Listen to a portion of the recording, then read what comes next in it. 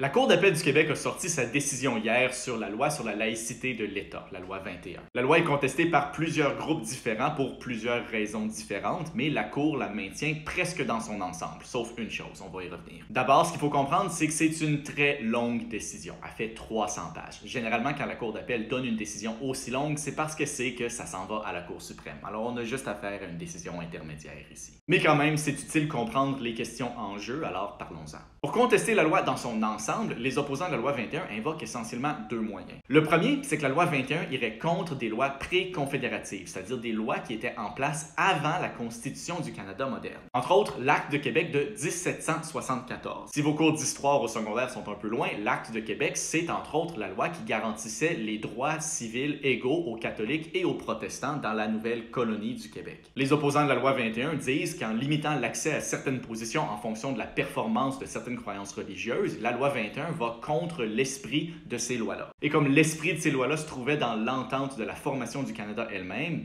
les lois québécoises ne peuvent pas y déroger aujourd'hui. Les juges de la Cour d'appel ont rejeté cet argument-là en disant que les lois pré-confédératives n'avaient pas un caractère supra-législatif, c'est-à-dire qu'ils n'étaient pas conçus pour être des lois qui allaient supplanter toutes les autres lois à l'avenir. Donc, que le Québec peut aujourd'hui faire des lois qui sont différentes des lois pré-confédératives. Le deuxième moyen, c'était que la loi n'était pas suffisamment claire, particulièrement parce qu'elle ne donnait pas une définition à c'était quoi un symbole religieux. Et ça, c'est vrai, la loi 21 ne donne pas une définition de c'est quoi un symbole religieux. Elle définit un symbole religieux comme étant simplement quelque chose qui pourrait raisonnablement être interprété comme un symbole religieux. Généralement, pour qu'une loi soit applicable, il faut qu'elle soit assez claire pour qu'on puisse la comprendre. C'est un des principes fondamentaux à l'état de droit. La Cour d'appel a rejeté cet argument-là aussi, disant que la référence à ce qui pourrait être raisonnablement interprété comme un symbole religieux était un appel à la coutume générale et que les juges étaient capables d'interpréter c'était quoi la coutume générale là-dessus. C'est normal, selon la Cour d'appel, laisser l'interprétation de certains termes aux juges qui vont arriver à une définition plus ou moins précise à mesure que la jurisprudence se développe sur la question. Après, les opposants à la loi 21 ont demandé à la Cour d'appel de statuer si la loi violait les articles des chartes qui garantissaient les droits fondamentaux. Là-dessus, la Cour d'appel a refusé de répondre, disant que l'utilisation de la clause non-obstant qui écarte ces articles-là de l'interprétation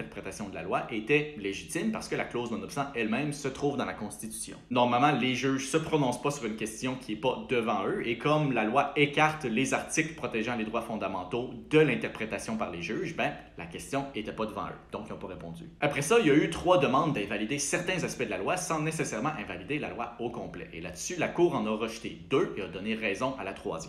La première demande d'invalidation partielle, c'était en lien avec les symboles religieux qui sont spécifiquement portés par seulement des hommes ou seulement des femmes. Ça, c'est parce que l'article 28 de la Charte canadienne garantit l'application des droits de façon égale aux hommes et aux femmes. Et cet article-là ne peut pas être dérogé par les gouvernements. Là-dessus, la Cour d'appel a déterminé que l'article 28 ne crée pas de droit en soi, mais plutôt que l'article 28 est un guide d'interprétation des droits. C'est-à-dire qu'un des droits fondamentaux garantis par la Charte ne pourrait pas être interprété d'une façon différente pour les hommes que les femmes. L'article 28 ne garantit pas qu'une loi ne pourrait pas affecter les hommes et les femmes d'une façon différente, indépendant de l'interprétation par les juges. Après ça, les opposants de la loi 21 ont demandé que ce soit invalidé pour les écoles en citant l'article 23 de la Charte canadienne. Ça, c'est l'article qui garantit aux minorités linguistiques officielles, donc au Québec, les anglophones, le droit de recevoir l'instruction publique dans leur langue. Selon les opposants à la loi, c'est un article qui garantit pas juste les droits à l'instruction linguistique, mais aussi à l'instruction culturelle de la minorité. Si la minorité linguistique anglophone avait une interprétation culturelle différente de la laïcité, ils pouvaient enseigner selon leur interprétation culturelle. La Cour d'appel a aussi rejeté cet argument-là, disant que le droit à avoir l'instruction publique dans une langue minoritaire venait pas avec un droit culturel différent. La seule chose que la Cour d'appel a invalidée de la loi 21 défendue par le gouvernement, c'est son application auprès des députés eux-mêmes. Et puis ça, il faut le dire, c'est entièrement la faute du gouvernement. L'article 3 de la Charte canadienne garantit que tout citoyen est éligible aux élections. Donc, que si un citoyen est élu à l'Assemblée nationale du Québec, il a le droit d'y siéger, peu importe ses convictions religieuses. Les opposants à la loi 21 ont dit que comme la loi obligeait les députés à siéger à face découverte, peu importe leurs convictions religieuses, ça pouvait brimer ce droit-là. Et là-dessus, le gouvernement a déposé aucun contre-argument. Ils ont simplement demandé à la Cour de pas juger là-dessus. Alors, ayant reçu aucun contre-argument là-dessus, la Cour d'appel a été un peu obligée d'invalider l'application de la loi aux députés eux-mêmes. Alors comme c'est là, une députée pourrait en théorie siéger en burqa, même si une préposée à la Société de l'assurance automobile aurait pas le droit de le faire.